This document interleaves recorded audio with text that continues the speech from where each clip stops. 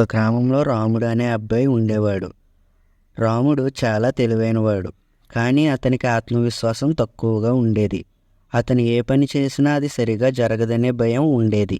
ఒకరోజు రాముడు గురువుగారు అతనికి ఒక పరీక్ష పెట్టారు. గురువుగారు అతనికి ఒక చిన్న రాయి ఇచ్చి, ఇది ఒక అమూల్యమైన రాయి. దీని విలువ ఏమిటో తెలుసుకోవడానికి దానిని గ్రామంలో ఉన్న ప్రజలకు చూపించు, కానీ దానిని అమ్మకు అని అన్నారు. రాముడు ఆ రాయిని తీసుకొని మొదట ఒక కూలీ దగ్గరికి వెళ్ళాడు. కూలీ ఆ రాయిని చూసి, ఇది కేవలం ఒక సాధారణ రాయి, నేను దీనికోసం 10 రూపాయలు ఇస్తాను అని చెప్పాడు.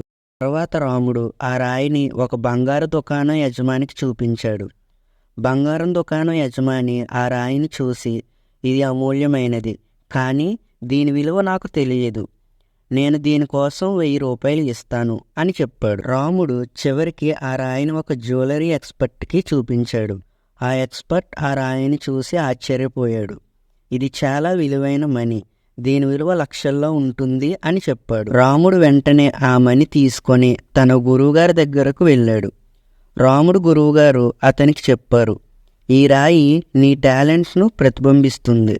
మనం ఎవరితో సన్నిహితంగా ఉంటామో వాళ్ళు మన విలువను నిర్ణయిస్తారు.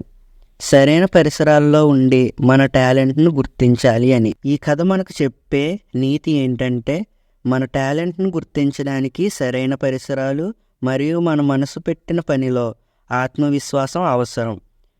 మన విలువను గుర్తించే వారి సమక్షంలో ఉండడం మన ఎదుగుదలకు కీలకం.